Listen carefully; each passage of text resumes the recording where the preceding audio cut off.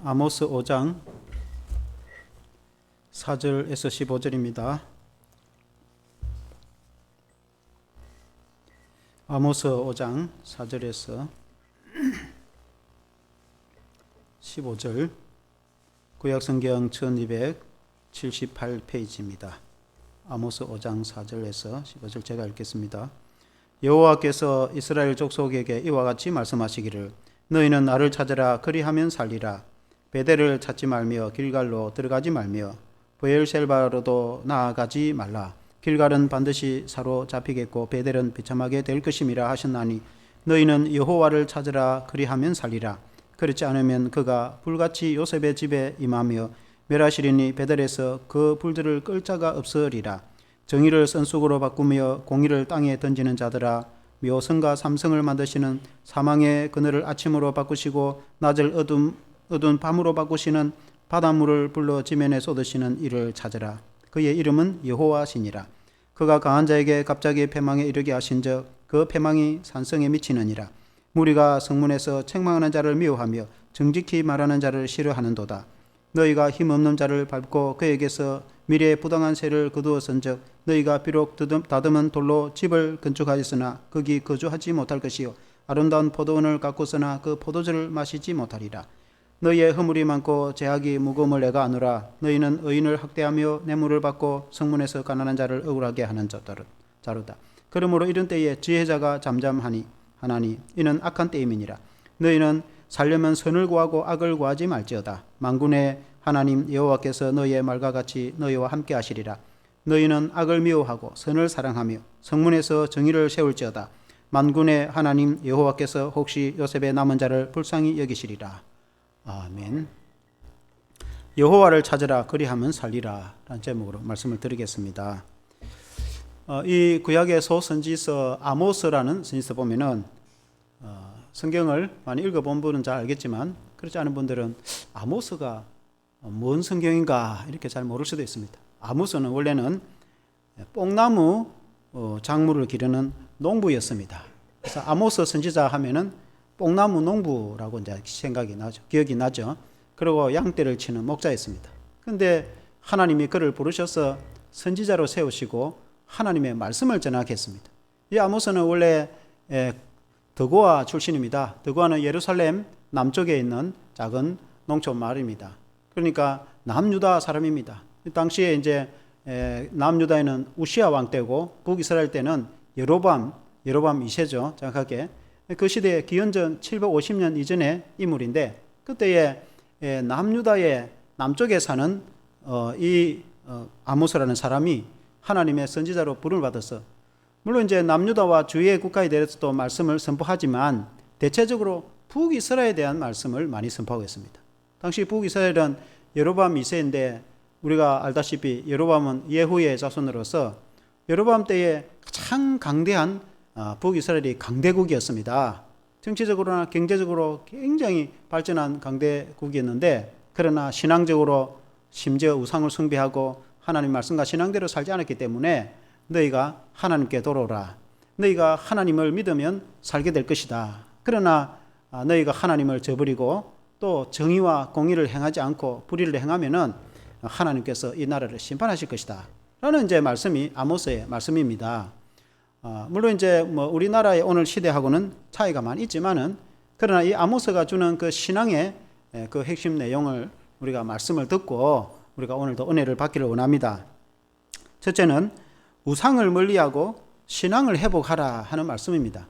같이 한번 해보겠습니다. 우상을 멀리하고 신앙을 회복하라.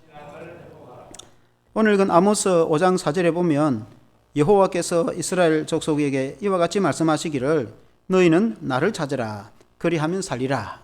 여호와 하나님, 우리가 믿는 여호와 하나님은 천지를 창조하신 하나님, 이스라엘의 하나님, 예수 그리스도를 통해서 우리에게 구원을 주시는 삼위일체 하나님, 그 하나님이 여호와 하나님이신 것을 믿습니다. 그 하나님을 찾으면 구원을 얻을 것이다. 그런 말씀입니다. 이어서 5절에 보면 베델을 찾지 말고 길갈로 들어가지 말며 브엘셀바로도 나아가지 말라. 길갈은 반드시 사로잡히겠고 베델은 비참하게 될 것임이라 하셨나니 여기에 굉장히 특이한 말씀을 합니다. 베델을 찾지 말며 길갈로 가지 말며 브엘셀바로도 가지 말라. 여기서 앞에 베델과 길갈을 보면은 북이스라엘의 아주 유명한 도시입니다.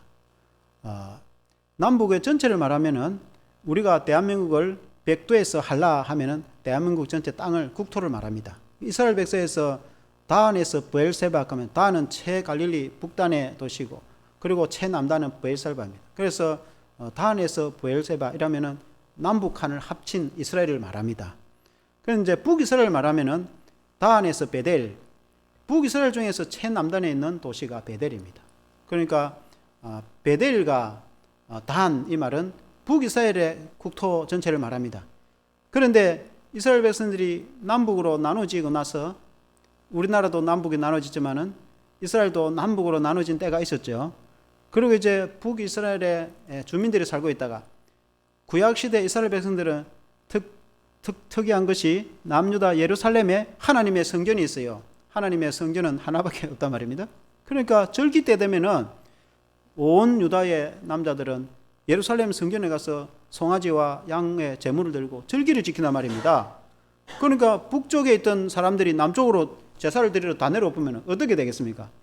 그러니까 북방에 있는 여로보암 1세도 초대 왕도 국경을 봉쇄를 하고 못 내려가고로 막았단 말입니다.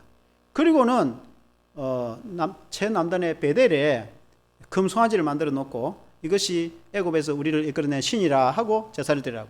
저 북쪽에 다한에도 금송아지를 만들어 놓고 북쪽 사람들은 그쪽에서 예배를 드리게 한 거.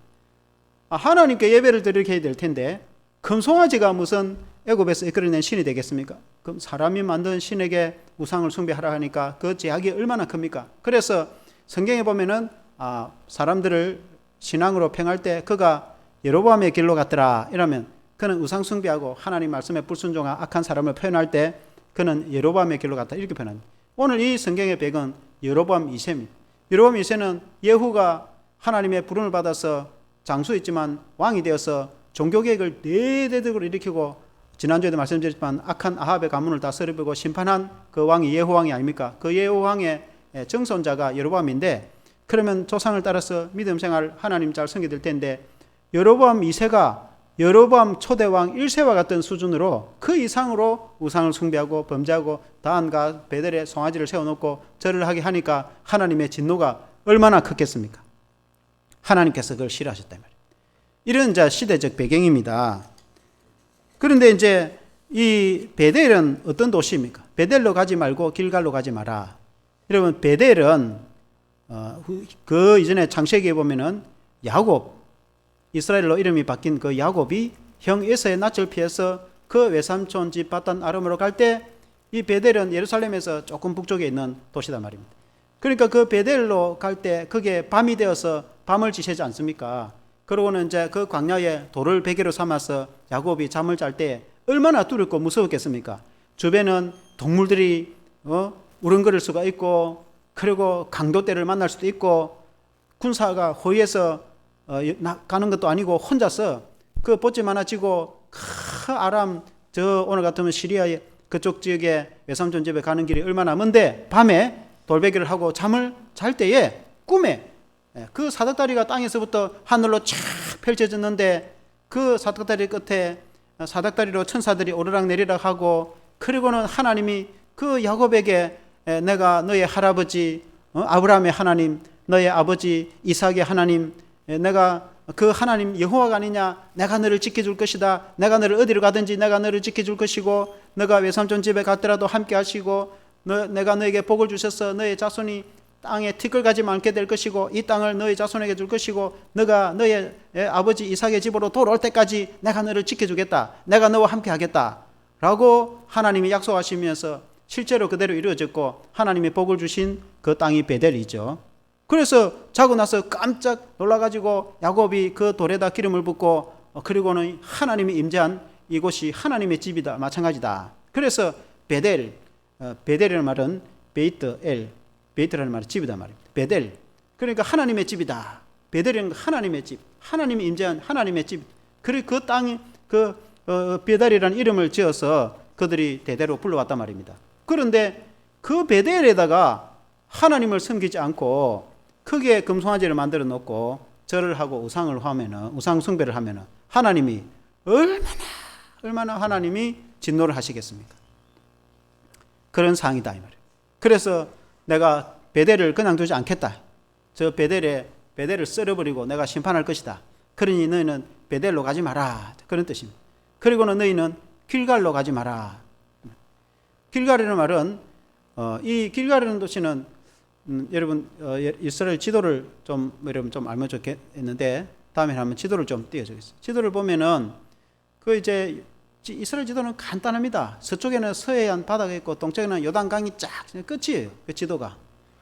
그러니까 이제 동쪽에 요단강이 있을 때 옛날에 여호수아 때에 그 모세를 이은 지도자 여호수아가 이스라엘 백성들을 이끌고 가나안 땅을 들어올 때에 요단강이 이제 곡물을 이제 거둘 시기에 그 요단강이 창대하게 넘쳤단 말입니다. 그때에 법궤 언약궤를 맨 제사장이 그 요단강을 밟으니까 요단강이 쫙 갈라졌지 않습니까? 그리고는 위에서 내려오던 물이 멈추고 내려가던 물은 그냥 내려가니까 강바닥이 드러났지 않습니까? 그런 온 이스라엘 백성들이 걸어서 요단강을 기적 가운데서 건너갔단 말이죠. 그리고는 이제 여호수아가 명하기를 그 강바닥 가운데에 있는 큰 돌을 그 12지파를 따라서 한 지파별로 한 개씩 돌을 가지고 나와서 그리고 강둑에 12개 돌을 탑을로 쌓아서 기념탑을 세웠거든요. 훗날의 자손들이 이게 뭐냐고 물어보면은 하나님께서 기적 가운데서 요단강을 갈라서 우리 민족이 건너게 하셨고 그리고 가나안 땅을 차지하게 하셨는데 그걸 기념하기 위해서 이 기념탑을 세웠다고 백성들 자녀들에게 전해주라 그런 곳이거든요. 그리고는 이제 그곳을 길갈이라 이름했어요. 길갈이라 말은 굴러가다 그런 뜻입니다. 그러니까 애굽에서 노예 생활하던 그 수치와 온갖 제약 그리고 노예의 그 근성 그런 것들을 다 굴러보내버리고 우리 같으면 예수 믿기 전에 그런 죄악이나 습성 그런 것을 다 굴러보내버리고 그리고 이제 예수 안에서 새 사람 하나님의 자녀가 된 것처럼 길갈 그 애굽의 노예 생활하던 그런 모든 우상 숭배와 죄악들을 다 굴려버리고 이제는 하나님의 사람 하나님의 백성 하나님의 군대가 돼가지고 가나안 땅을 진군해가지고 가나안 땅을 점령하도록 하는 그 은혜가 아니겠습니까? 그래서 그 곳을 길갈이라 이름을 짓는데 그 후로도 그 땅이 길갈이 됐는데 그런데 그 길갈에 우상을 세워놓고 거기에다가 절을 하면은 하나님이 어떻게 생각하시겠습니까? 그러니까 북이스라엘의 당시의 민족들이 그랬다 그 말입니다. 그때 여로보암 2세 때인 거예요. 기원전 한 750년 좀 이전의 이 시대입니다. 그러니까 남쪽에 사는 뽕나무 농사 짓는 이 아모스를 하나님이 불러가지고 북이스라엘 사람들을 외치라. 너희가 그런 우상 숭배하지 말고 그 천지를 창조하신 하나님 이스라엘을 선택해서 이 가나안 땅에 복을 주신 그 하나님께 돌아오라. 여호와께로 돌아오라. 여호와를 찾으면 그래 하면 살리라. 그렇지 않으면은 하나님께서 이 민족을 이끌어서 이 민족을 심판하고 이 고기를 낚듯이 끌고 그리고 가게 될 것이다. 포로를 끌고 가게 될 것이다. 그리고 훗날에 사실은 그 기원전 722년에 아수르가 내려와서 하도 해결 안 하고 결국은 오늘 이제 세월이 지나서 지금 역사적으로 보면은 아수르라는 제국이 와가지고 북이스라엘을 멸망시키고 포로를 끌고 가버리게 되죠. 그러나 이미 오래 그 수십 년 혹은 근 50년 100년 전에 수없이 선지자들이 외쳤어. 이런 식으로 계속 가면은 나라가 망하니까 이렇게 하지 마라. 그리고 하나님께로 돌아라. 이제 그런 말씀이거든요. 우리가 이제 성경을 읽으면은 두 가지 관점으로 생각을 해야 됩니다. 그때 당시는 이스라엘 백성들이 이 신앙과 말하자면은 종교와 정치가 하나입니다. 그러니까 국가 종교입니다. 이스라엘은. 근데 우리는 지금 정치와 종교는 분리가 되어 있습니다. 그래서 우리는 국가에 대해서 생각을 해야 되고 대한민국 국민이 다 예수 믿는 건 아닙니다. 하나님 백성이 아니죠. 그러나 적어도 국가는 기본적으로 이렇게 해야 된다. 우리는 그런 관점을 가지고 국가를 위해서 기독교인이 기도해야 되겠죠. 그리고 하나는 우리 기독교인은 하나님의 자녀, 하나님의 백성은 교회는 어떻게 해야 되겠는가. 이 두 관점을 가지고 생각해야 합니다. 그러나 구약시대는 거기 하나로 되어 있단 말입니다. 그러나 오늘 신약시대는 두 개가 분리되어 있기 때문에 만일에 우리가 국가를 생각한다면 국가가 공의와 정의를 행해야 되겠죠. 신앙적으로 생각하면 우상을 숭배하면 안 된다 그 말 아니겠습니까? 오늘 이 말씀을 보면은 그러니까 하나님을 제대로 믿어야 된다 그 말 아닙니까? 우리 하나님을 제대로 믿는 것은 어떤 믿음입니까? 하나님은 천지를 창조하시고 창조주가 되시고 하나님은 아브라함을 선택해서 이스라엘이라는 나라를 만드시고, 그리고 하나님은 예수 그리스도를 통해서, 십자가를 통해서 우리를 구원하신 성부와 성자와 성령의 삼일째 하나님, 그 하나님을 믿는 것이 우리의 기독교 신앙이고 참된 하나님을 믿는 신앙인 걸 여러분 믿으시기를 바랍니다. 다른 신을 믿는 것은 거의 믿음도, 그 구원도 없는 것입니다. 천국도 못 가는 믿음이다 말입니다. 이러면 세상에 어떤 사람은 저 나무로 만든 신에다가 절을 하기도 하고, 그리고 도로 깎아 만든 거에다가 절을 하기도 하고, 세상에 있는 다른 사람들은, 믿지 않는 사람들은 그런 우상 숭배를 한단 말입니다. 그러나 우리 기독교인들은 하나님을 믿는 종교지 그런 거 믿는 거 아니지요. 그리고 프리츠 리데나워가라는 그런 작가가 쓴 글에 보면은 무엇이 다른가, 이단에 대해서 말씀합니다. 하나님의 이름을 사용을 하는데 실제로는 하나님을 믿지 않는 그런 것이 많다며. 그 오늘 우리가 이단이라고 하는 거예요. 이단이라는 것은 한자로 하면 끝단자에 다를 이점입니다. 거의 비스무리한데 마지막이 다르다 이 말입니다. 그러니까 이단이라는 것은 오늘날 우리 한국에도 그렇고 세계도 마찬가지고, 특히 대한민국에 이단이 얼마나 많은지 모릅니다. 이단이라는 것은 예수님을 제대로 안 믿는다 이 말이에요.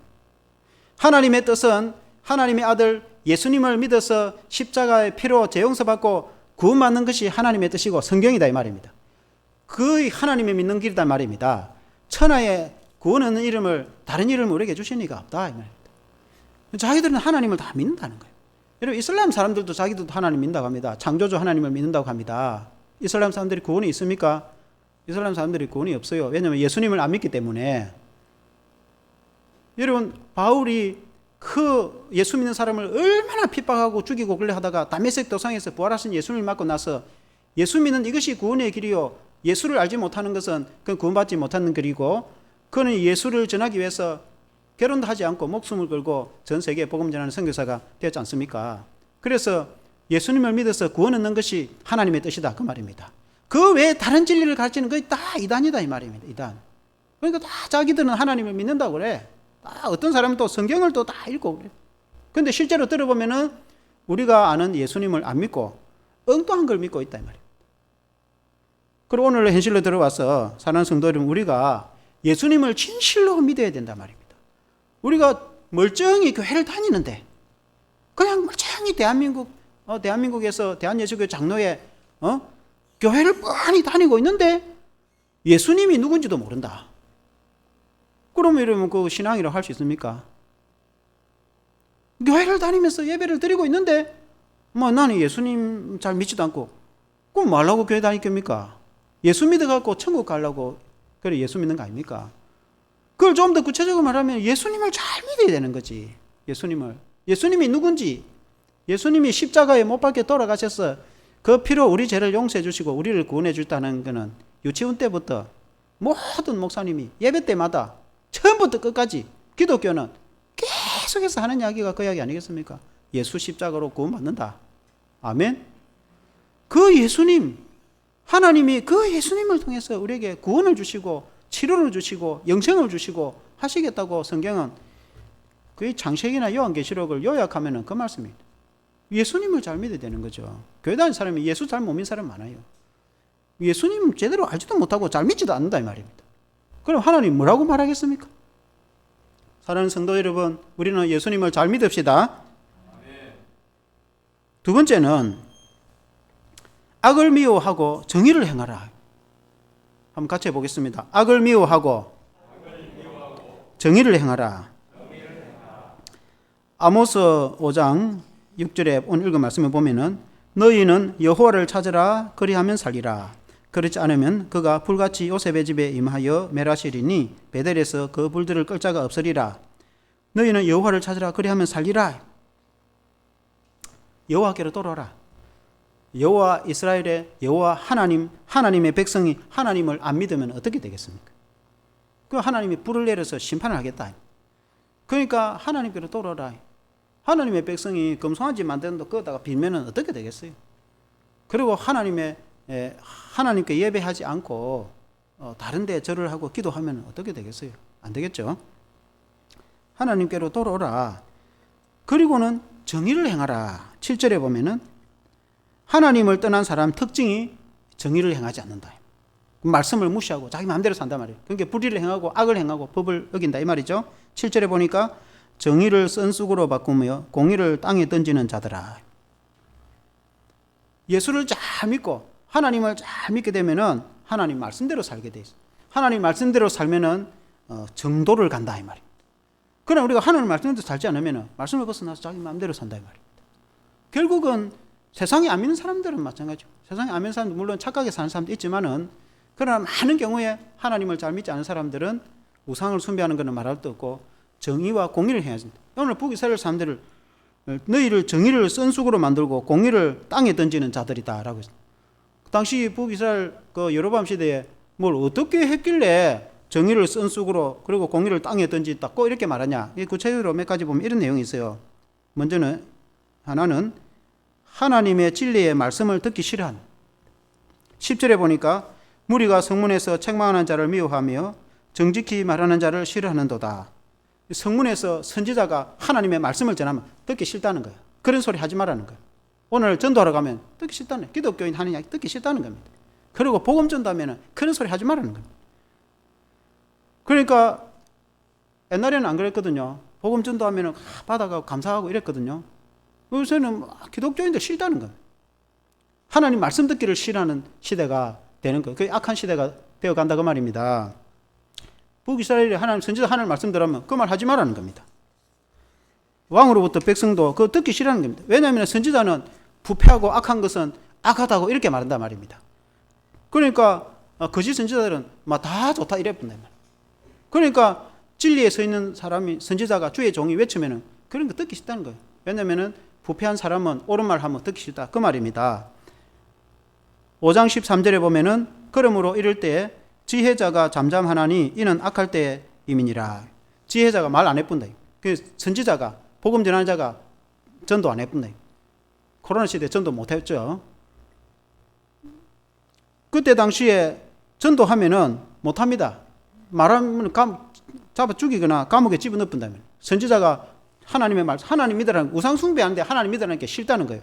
정의와 공의를 행하라. 진리 안에서 행하라. 심판을 정의로 행하고 악행을 하지 말고 가난한 자를 도와주라. 듣기 싫다는 겁니다. 그런 말 하면은 감옥에 집어넣어버리는 겁니다. 그 시대가 악하면은 그렇게 되는 거죠. 그러니까 당시 북이스라엘 시대에 이 아모스와 이제 아모스 선지자가 있고 거짓 선지자 아마샤가 있었어요. 그러니까 이제 남유다 사람이 선지자로 부름을 받아서 북이스라엘에 가서 말씀을 전하니까 북이스라엘의 아마샤라는 거짓 선지자가 너 말하려고 그러면은 남쪽에 가서 말해라. 아니 남쪽 나라 사람이 북쪽에 뭐 한다고 와가지고 그런 말 하냐. 그러면 북쪽에 왔으면 좀 좋은 말 하든지 좋은 말을 안 하거든. 그러니까 우상 숭배하면 나라가 망하고 왕과 백성들이 비참하게 포로로 끌려갈 거다. 그러면 너는 역적 아니냐. 우리나라가 망하겠다고. 아유 나라가 망하겠다고 말을 하면은 그거는 역적이지. 너 역적으로 감옥 갈래? 차라리 그러지 말고 남쪽으로 내려가라. 그렇게 말해. 그러니까 거짓 선지자가 그 당시에 왕과 백성들이 말 듣기 싫다는 겁니다. 그런 말 하지 말라는 거예요. 선지자가 떼어놓고 나라 망하라고 말하겠습니까? 정의를 행하고 공의를 행하고 오늘 같은 우리나라가 다 예수를 안 믿어도 예수 믿는 사람이야 천국 가겠지만 예수 안 믿는 사람은 뭐 자기들이 어떤 신앙을 가지든지 그러나 적어도 국가와 사회는 정의를 행하고 공의를 행해야 된단 말이에요. 그래야 나라가 건강하지. 거짓말하는 사람이 판을 치고 재판을 억울하게 해보면 그런 나라가 오래 가겠습니까? 그런 나라는 망해야지. 안 그렇습니까? 그러니까 그런 말을 듣기 싫다는 것입니다. 그러니까 아모스가 그 거짓 선지자에게 하는 말이 너는 더러운 땅에서 죽게 될 것이고 너의 아내는 창녀가 될 것이고 너의 자녀는 칼에 죽게 될 것이다. 그렇게 말을 합니다. 거짓 선지자에게 임하는 진노, 심판이라고 볼 수 있습니다. 그리고 이제 그 시대는 그런 의인이 입을 닫아버린다. 그러니까 워낙에 핍박을 하고 그렇게 하니까 감옥에 집어넣으니까 말을 못하는 경우도 있고 어떤 경우에는 하도 사람들이 안 들으니까 전해봐야 듣지도 않으니까 이제는 전하지도 않은 겁니다. 전도도 안 하는 겁니다. 그리고 하나는 말 못합니다. 무서워서 말하면 감옥 가고 그리고 이제 이 선지자가 깨어있지 못하니까 그냥 뭐 적당하게 뭐 그 시대에 맞게 살아야지 그렇게 하고 하나님의 진리의 말씀을 안 전해버린다. 그러면은 도덕과 부패는 계속 부패해지고 그 나라는 언젠가 망해버린다. 말하기 싫거든. 또 겁나고 겁이 나고 말도 못한다 이 말입니다. 그러니까 이 깨어있는 사람이 말도 못하고 그런 시대가 돼버리면은 결국 그 나라는 망한다 그런 뜻입니다. 그리고 또 한 가지는 가난한 자를 짓밟는다 이렇게 말했습니다. 11절에 보니까 너희는 힘없는 자를 밟고 그에게서 미래 부당한 세를 거두었은즉 너희가 비록 다듬은 돌로 집을 건축하였으나 거기 거주하지 못할 것이요 아름다운 포도원을 가꾸었으나 그 포도원을 마시지 못하리라. 그러니까 백성들에게 부당한 세금을 거둡니다. 그리고 힘 없는 자를 짓밟는다. 그러니까 불의한 나라, 정의롭지 못한 나라는 건세를 가진 사람들이 약한 사람들을 짓밟고 그렇게 한다면, 그게 당시 북이스라엘의 사회가 그렇게 했다 그 말입니다. 그러니 하나님이 어떻게 보고 있겠냐. 하나님이 그 당시에 신 한 켤레로 사람들을 팔아버리고 그랬대. 그러니까 싼 값에 사람들을 팔았대. 오늘날 중국 변방에 탈북자들 있으면은 딱 기다리고 있어. 여러분 그 북한에서 온 사람들 한번 간증들 한번 들어보세요. 거의 70%. 그러니까 이미 다 진을 치고 있어. 탁 오면은 좋은데 직장 소개해 주겠다 하고 데려가가지고 주로 몇백만 원, 뭐 한 300~400만 원 우리나라 돈으로 노예로 팔아버린 거죠. 그러니까 나이 50대고 장가 못 간 시골 농촌 사람들에게 뭐 아내로 팔아버리거나 남자들은 뭐 노동하는데 그런데 팔아버린 인신매매죠. 인신매매. 오늘날 버젓이 일어나고 있는 거죠. 이런 시대가 된다 그 말입니다. 그때 당시에 그래 사람을 팔아버리고 되겠습니까? 그리고 이제 한 가지는 의인을 학대하고 억울하게 재판한다는 거예요. 그러니까 어렵게 성실하게 정직하게 땀 흘려 사는 사람이 출세를 하고 성공해야 되는 거지. 그런 사람은 짓밟아보고 쫓아내보고, 그러나 이제 불의하고 뇌물을 주고 이런 사람들 승승장구하고 재판을 하면은 억울하게 재판을 하는 거예요. 그러니까 죄가 없는 사람은 풀어주고 재판을 아주 지혜롭게 해가지고 솔로몬처럼 죄가 있는 사람은 감옥에 넣고 해야죠. 그러나 죄가 버젓이 있지만은 돈 주고 풀려나버리고 아무 죄 없는 연약한 사람들은 억울하게 감옥 가서 10년, 20년 살아보면 어떻게 되겠습니까? 나라. 그러니까 오늘 이 시대도 만일에 사회가 그렇게 되면 어떻게 되겠습니까? 그러니까 뭐 예수를 믿든 안 믿든 그거는 자기가 예수 믿고 천국 가고 싶으면 예수 믿는 거고, 예수를 안 믿어도 적어도 나라와 국가와 사회는, 우리가 사는 이 나라와 사회는 북이스라엘처럼 이렇게 해서는 안 되겠죠.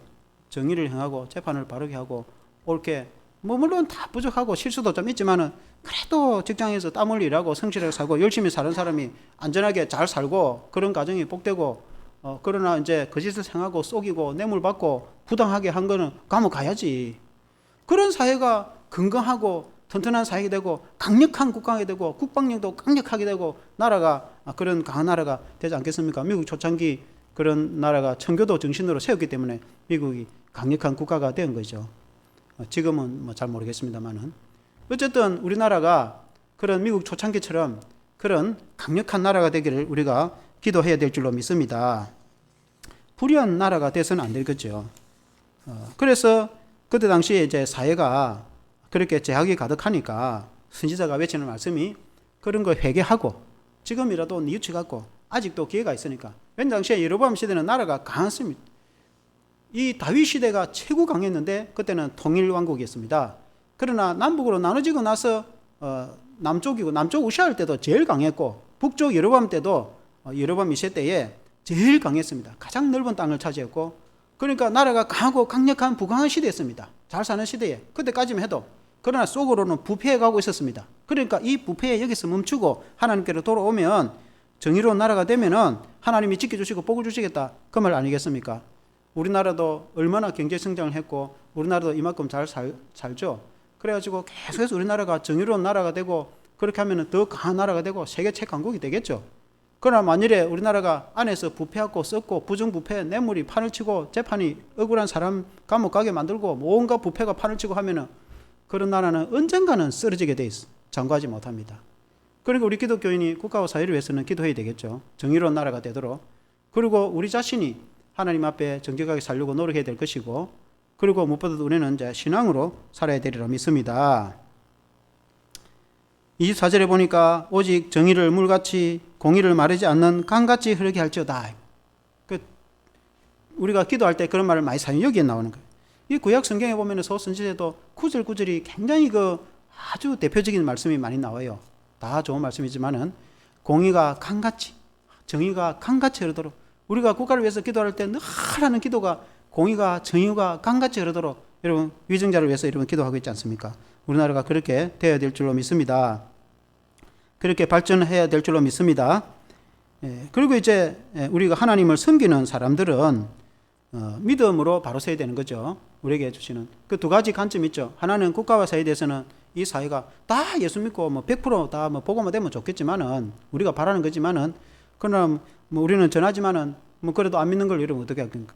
그러나 이제 믿든 안 믿든 이 사회는 정의로운 사회가 돼야 되고, 그러나 우리 믿는 우리는 먼저는 하나님을 잘 섬기고 우상 숭배하지 않고 하나님 말씀대로 이렇게 정직하게 살아야 된다, 그 말이 아니겠습니까? 21절에 보면은 내가 너희 절기들을 미워하며 멸시하며 너희 성회들을 기뻐하지 아니하나니 너희가 내게 번제나 소제 드릴지라도 내가 받지 아니할 것이요 너희의 살찐 희생의 화목제도 내가 돌아보지 아니하리라. 너희의 제사 받지 않겠다. 오늘 말 너희 예배를 받지 않겠다. 이게 무슨 말이냐면 그때 당시 하나님께 예배는 또 드리는 거예요. 절기일 때 하나님께 예배를 드리는데 또 사회에 나가면 온갖 죄를 다 짓고 다니는 거예요. 만일 오늘 기독교 교인이, 나도 가끔 드라마를 보면 굉장히 화가 나는 게 한 번씩 있어요. 꼭 어떤 건데 십자가를 딱 내. 얘들 좋은데 십자가 내놓으면 좋잖아요. 근데 어떤 굉장히 부패와 악한, 우리가 보면은 진짜 뭐 부득 이상한 그런 데 보면은 십자가 예배드리고 뭐 이런 것도 내는. 의도적으로 그렇게 하는 건지 실제로 전 사람들이 많다는 건지 약간 분간 안 되는 뭐 드라마니까 뭐 그건 다 실제는 아니니까. 그러면 만일에 진짜로 교회 다니는 사람이 주일날은 가득하게 예배드리고 회사를 경영하는 사람인데 사회에 나가서는 직원들 마음에 안 들면 다 잘라버리고 부당하게 해고시켜버리고 월급 제때 안 주고, 그리고 뇌물 주는 애들은 승진시키고 실력 있고 정적인 사람들은 도태시켜버리면 그 회사가 어떻게 되겠어? 아니, 교회 안 다니는 사람도 그러면 안 되는데 교회 다니는 사람이 또 주일날 때만 거룩하게 예배는 드려. 또 예배는 드리는데 사회 나가면 또 온갖 죄를 부당하게 불의하게 안 믿는 사람들이 봐도 불의한 거. 그리고 이제 또 교회 와서 예배 드리면 하나님 나중에 뭐라면 그런 예배 내 받지 않는다. 교회 문을 닫아버리고 싶다. 교회 문을 닫아버리고 싶다. 하나님이 그렇게 말씀해요. 그러니까 하나님이 또 예배 드리고 재용세 주고 가면은 세상 가서 온갖 죄를 짓고 왔다가 또 예배 드리고 또 왔는데 예배 드리고 하나님이 십자가 필요 또 용세 주면은 또 세상에 나가면 또 온갖 죄를 짓고 계속 해서 그것도 1년 내에 그렇게 해보면 하나님 뭐라고 말하겠어요? 물론 우리가 인간이 죄인이니까 나도 모르게 죄를 질 수도 있고 부족할 수도 있고, 그러면 하나님 앞에 회개하고 또 뉘우치고 이렇게 하나님 섬기고 그렇게 해야죠. 또 나도 모르게 죄를 지은 게 있으면 또 회개하고 그렇게 해야죠. 그러나 일상적으로 늘 인생이 그렇게 해보면 하나님이 그 예배를 받으시겠습니까? 그런 예배 안 받는다. 그 당시 북이스라엘이 그렇게 했다는 거예요. 하나님 그 예배는 드리는데 세상에 온갖 죄는 다 지어. 우상도 숭배하고 죄도 짓고 뭐 점제도 찾아가고 또 예배는 또 드리고. 그런 하나님이 그 예배를 무슨 예배라고 말을 하겠습니까? 우리가 오늘 이 시대가 다 그렇다는 뜻이 아니고 그렇게 해서는 안 된다 그런 말이겠죠. 그 다음에 8장 11절에 보면은 주 여호와의 말씀이니라. 보라 날이 이를지라 내가 기근을 땅에 보내리니 양식이 없어 주림이 아니요 물이 없어 가람도 아니요 여호와의 말씀을 듣지 못한 길갈이라. 그 땅에 기근을 주겠다. 북한이 1996년도 기근으로 해가 300명이 아사를 했는데 어제 우리 다니엘 기도회 때 그 북한에서 온 간증자 이야기 들어본, 여러분 다니엘 기도회 어제 했던 사람 들어보세요. 자기 어머니 아버지 여동생 굶어 죽고 자기 남동생하고 둘이 도망가 건너서 탈북한 이야기. 그 지금은 신학 그래도 예수님이 구해줘가지고 목사님을 통해서 예수님이 구해줘가지고 지금은 신학을 해서 사역을 하고 있는데, 땅이 기근이라는 게 무서운 겁니다. 그런데 실제 굶어 죽는 것도 무서운 거지만 그보다 더 무서운 게 뭔지 압니까? 하나님의 말씀을 안 먹어가지고 굶어 죽는 거예요. 이 백성들이 지식이 없음으로 망하는도다. 그 지식이라는 것은 하나님이 아는 지식, 하나님을 모르기 때문에, 하나님 못난 것은 하나님의 말씀을 먹지 않기 때문에 굶어 죽는 거예요. 하나님의 말씀을 듣지 않기 때문에 하나님의 말씀을 몰라가지고 영적으로 굶어 죽는 거예요. 그게 제일 무서운 것입니다. 여러분 사실 배가 고파서 굶어 죽는 것이 얼마나 무섭겠습니까? 상상해봐도. 우리나라 옛날에는 보릿고기 있었고 그랬겠잖아요. 여러분 먹을 때거리가 없어서 굶어 본 적 있습니까? 우리 시대 사람들은 때거리가 없어서 굶는 사람은 없어요. 왜냐하면 없으면 국가에서 지원을 해주기 때문에 지금은. 그러나 실제로 우리가 상상을 해보면은 먹을 것이 없어가지고 빼짝 말라서 굶어 죽으면 얼마나 무섭겠습니까? 지구상에는 그런 일이 아직도 일어납니다. 근데 그게 무서운 겁니다. 근데 그보다 더 무서운 것은 하나님의 말씀을 먹지 못하고 듣지 못해가지고 영적으로 메말라 죽는 게 그게 더 무서운 거다 이 말이에요. 하나님을 알지 모르기 때문에. 하나님 말씀. 그게 영적 기갈이다 이 말입니다. 하나님 말씀 전하면 듣기 싫어. 말하지 말라고. 귀 닫아보고. 그네봐야 뭐 듣습니까? 복음 전달 해가지고 예수 믿으면 천국 간다 해도 우리가 다 죄가 있어도 십자가를 통해서 죄 용서 받고 구원받는 게 복음 아닙니까? 돈으로도 되는 것이 아니고 뭐 은혜로 되는 건데 이런 복음을 전하는데도 안 듣고, 그리고 하나님 말씀을 수없이 전해도 안 듣고. 여러분 설교 시간이나 성경 읽을 때 하나님 말씀을 잘 들으시길 바랍니다. 무슨 이야기를 하는지 이게 들은 거예요. 어떤 사람은 말씀을 못 듣는 사람이 있어요. 그 설교 시간에 딴 생각을 하기 때문에 그런 거예요. 설교 시간에 엉뚱한 생각을 해보면 이게 말이 안 들어와. 엉뚱한 생각을 하면. 그러니까 설교 시간에 집중해가지고 그 말씀을 왜 무슨 말씀을 전하는지 잘 들었어. 하나님의 말씀을 먹어서 우리가 풍족하고 우리가 음식을 먹으면 몸이 건강한 것처럼 하나님의 말씀을, 예수님을 잘 믿어야 그것도 깨달아집니다. 그게 비결입니다. 비결. 교회 다니는 사람이 예수 잘 안 믿는 사람이 많다 했죠 제가. 그러니까 말씀을 아무리 전해도 못 알아듣는 사람이 있어. 그 예수님께 깨어있지 못해서 그렇다 말입니다. 예수님께 깨어있으면 내가 성령으로 영으로 내 영이 살아나게 돼 있어. 그러니까 예수님이 아니면 절대로 안 돼요. 자기는 하나님을 믿는다 그래. 하나님을 잘 믿는다 그러는데 우리가 보면은 엉뚱한 짓을 딱 하고 있어. 그래서 자세히 대화를 해보면은 예수에 대해서 몰라. 딱 공통점이 그게 나온다면, 정확한 공통점이 그게 나온단 말이야. 그러나 그냥 시시하게 사는 것 같은데도 삶이 딱 규모가 있고 책임성이 있고 원칙과 딱 정직하게 사회생활을 하고 아주 책임성 있게 살아가는 사람 딱 보면은 예수 믿는 사람 딱 그 속에 예수로 가득 차 있단 말이에요. 그게 하나님을 잘 믿는 길이다. 그게 하나님의 뜻이다. 그 길이 아니고는 안 돼요. 그 다른 길로 하면은 그 천국도 못 갈 수도 있어요. 교회 평생에 교회를 다니는데도 천국도 못 갈 수가 있어요. 그 예수님을 제대로 몰라가지고. 그 왜 성경을 연구를 해가지고 목회자가 설교를 해주겠습니까? 그 아주 쉽고 간단한 이야기 아닙니까? 여러분 예수님을 잘 믿으시기를 바랍니다. 그래 영적으로 깨어있기를 바랍니다. 그래서 선포되는 하나님의 말씀이 내게 쏙쏙 단비가 내려서 그 단비를 꿀같이 받아들이듯이 어린아이가 우유를 먹으면 뻘깍뻘깍 마시듯이 하나님의 말씀을 스펀지가 물을 빨아들듯이 하나님의 말씀을 선포되지고 하나님의 말씀에 선포되지면 그냥 그걸 받아들이고 순종해가지고 믿음과 신앙이 쑥쑥 자라가서 큰 나무처럼 태풍이 불어도 흔들리지 않고 많은 열매를 맺는 믿음의 그 나무처럼 믿음의 일꾼이 되어야 된다 이 말입니다. 아멘. 평생을 가도 변하지 않고 교회를 수십 년 다니는데도 변화도 없고 그 믿음이 잘못되어 있다 이 말입니다. 구원을 받아도 어떤 경우는 믿음이 잘못돼갖고 이 나무가 더 이상 자라지 않는 게 어느 좀 이만큼 자라고 그 이상은 안 자라가. 그것도 문제입니다. 말씀을 이제 우리가 적용해서 정리를 하자면은 예수를 제대로 믿자 그 말 아닙니까? 여러분 뭐 교회 다니는 사람이 뭐 우상숭배하는 사람이 있겠습니까? 여러분들이 뭐 어디 다른 데 가고 빌고 그런 사람은 없겠죠. 여러분 점치러 그런 데 가지 마세요. 그리고 그런 사람은 없겠지만은 그러나 오늘 말씀을, 그리고 이 시대가 북이스라엘처럼 뭐 그런 시대는 아니에요. 우리나라가 망할 정도로 그런 건 아닙니다. 우리나라가 그만큼 성장했고 잘 하고 있어요. 그러나 문제가 없는 건 아니에요. 이 사회와 국가가 부도덕한 것은 어느 정도 또 있습니다. 우리가 교회도 마찬가지입니다. 교회도 불이한 게 많습니다. 각성하고 깨어야 될 줄. 가장 중요한 것은 우리의 신앙, 우리 자신 아니겠습니까? 우리의 신앙이 뭐 국가와 사회도 잘 되고 뭐 교회도 잘 되고 다 잘 되는데 나만 못 되면은 그럼 뭔 소용이 있어요? 그러니까 첫째는 내 자신이 믿음과 신앙으로, 나와 내 가정이 믿음과 신앙으로 바로 서야 되겠고, 두 번째는 교회가 예수님을 제대로 믿어야 돼. 세 번째는 국가가 건전하고 건강한 사회가 되기를 바라는 거 아니겠습니까? 아멘. 그러면 여러분에게 한 질문을 한번 해보겠습니다.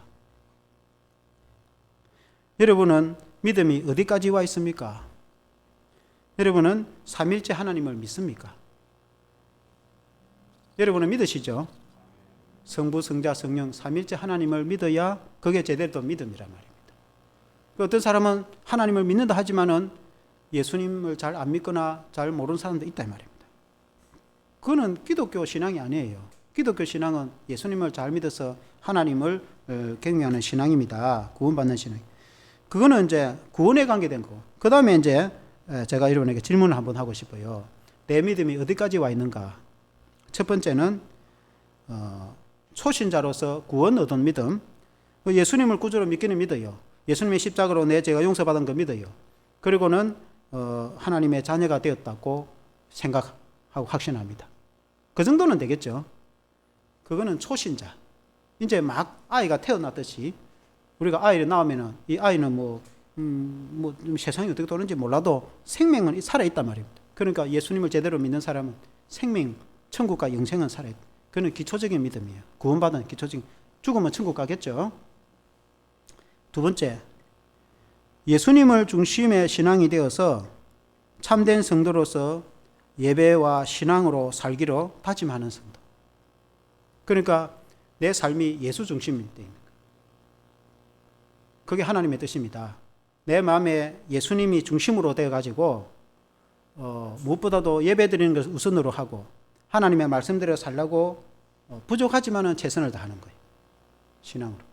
아마 우리 성도들은 그런 정도는 되는 것 같아요. 어쨌든 예배 드리려고 하고 예수님을 믿고 하나님을 섬기려고 하잖아요. 세상 것보다는 예배 드리는 게 더 좋고 세상 노래보다는 찬송이 더 좋고 세상의 다른 소설이나 드라마나 다른 책보다는 성경 말씀이 더 좋고 그건 좀 믿음이 좀 성장한 거예요.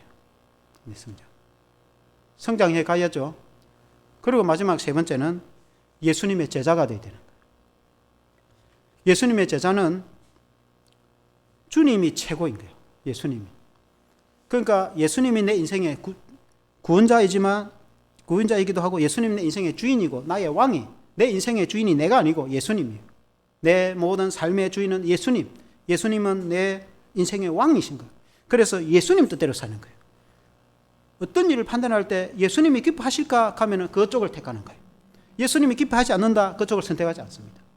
그러니까 살아도 주를 위해서 죽어도 주를 위해서 내가 살아가는 이유가 있다면 내가 예수님을 위해서 살기를 다짐한다. 그게 하나님의 뜻이다. 그게 하나님을 위해서 사는 길 때문에.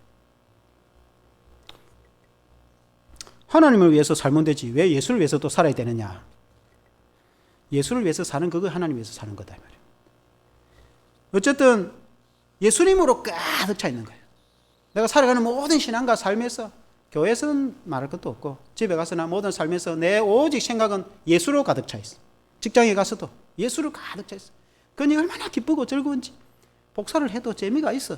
왜냐하면 예수님이 함께하기 때문에 예수님을 생각하고 예수님이 동행하니까 지혜도 생기고 이런 생각도 생기고 막 탁월한 생각도 생기고 능력도 생기고 재미도 있고 친구를 만나면 재미있고 회사에 가서 땀을 일하면 뭐 재미가 있고 열심히 생기고 힘이 나고 전도하면 더 재미있고 왜냐하면 예수로 가득 차 있기 때문에 예수로 충만하면 그렇게 됩니다. 그게 성령 충만입니다. 가장 예수 중심으로 내 인생에 나는 예수를 따르기로 목숨을 걸고 예수를 따르기로 결단하는 것.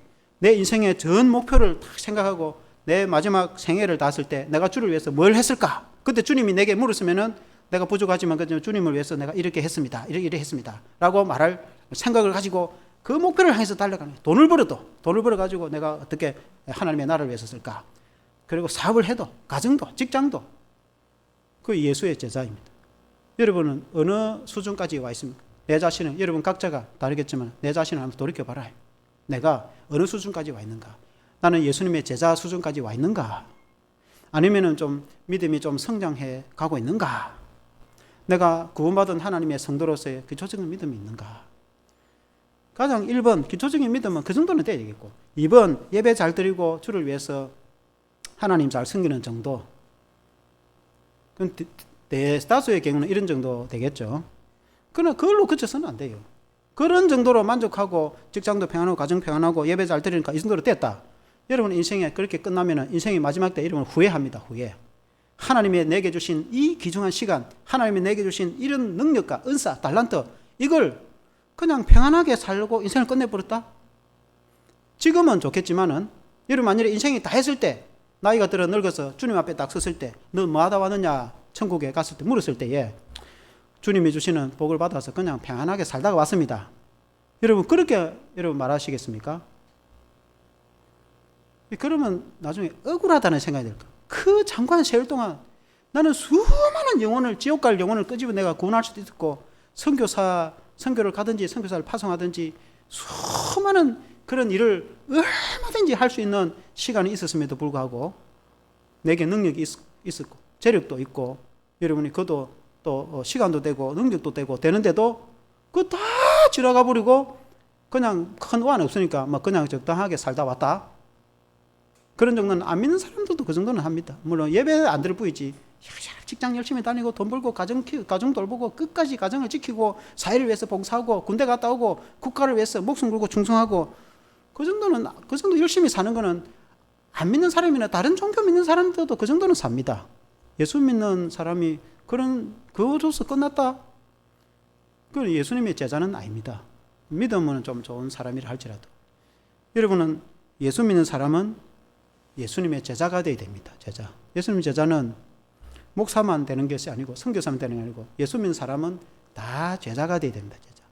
신앙이 성경에서 예수를 위해서 살아도 왜냐하면 날 위해 십자가에 하나님 대신 그분이 사람이 되어 와가지고 십자가에 못이 박혀서 피 흘려 죽어서 고통받아서 자기 생명을 버려서 지옥갈 나를 끄집어내갖고 천국 백성으로 삼았었는데 여러분 그리고 적어도 주를 위해서 좀 최선을 다하다가 죽어야 안 됩니까? 예수의 제자가 그런 은혜를 안다면은 내가 할 수 없는 걸 하라는 건 아니고 할 수 있을 만큼은 여러분 하는 거거든요. 그래서 예수의 제자로서의 삶을 여러분 살아야 됩니다. 내가 예수 제자 좀 된 것 같다 하면은 그대로 나가면 되는데 내가 좀 부족한 것 같다 하면은 여러분 예수 충만, 예수를 가득 차고 예수를 위해서 살아가는 저와 여러분 되시기를 주 이름으로 축원합니다. 한번 기도하겠습니다.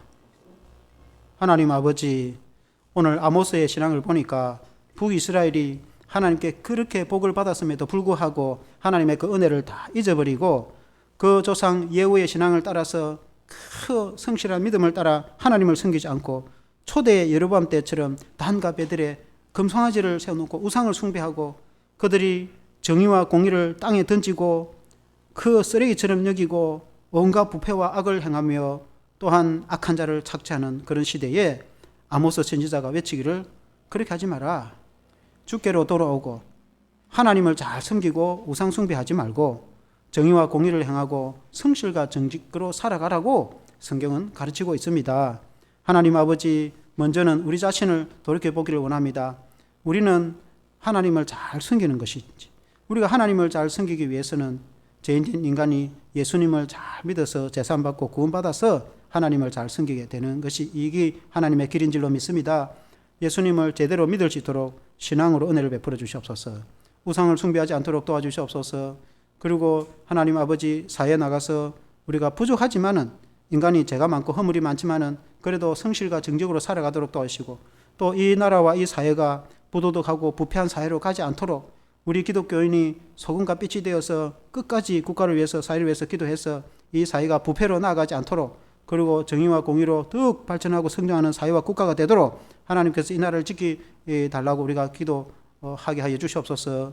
하나님 아버지, 또한 우리가 기독교인으로서 우리가 예수님을 잘 믿어서 그 하나님의 은혜를 생각할 때 구약의 이스라엘 백성들이 애굽의 노예 생활을 하고 있을 때 하나님이 기적을 베풀으셔서 능력으로 그들에게 가나안 땅을 주셔서 젖과 꿀이 흐르는 창대한 복을 주셨음에도 불구하고 그들이 하나님을 섬기는 그 은혜를 잊어버렸기 때문에 그렇습니다.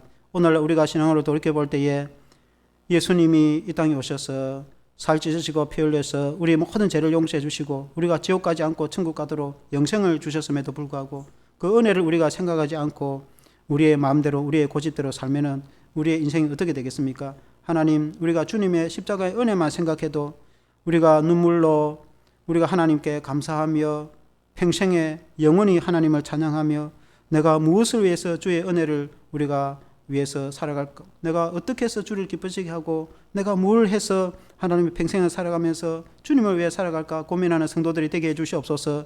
살아도 주를 위해서, 죽어도 주를 위해서, 먹든지 마시든지 하나님의 영광을 위해서, 가정에서나 직장에서나 교회에서나 오직 우리는 하나님의 말씀을 따라서 하나님의 영광을 위해서 살아가기를 위해 최선을 다하고 노력하는 그런 성도들이 다 되게 하여 주시옵소서. 예수님 이름으로 기도합니다. 아멘.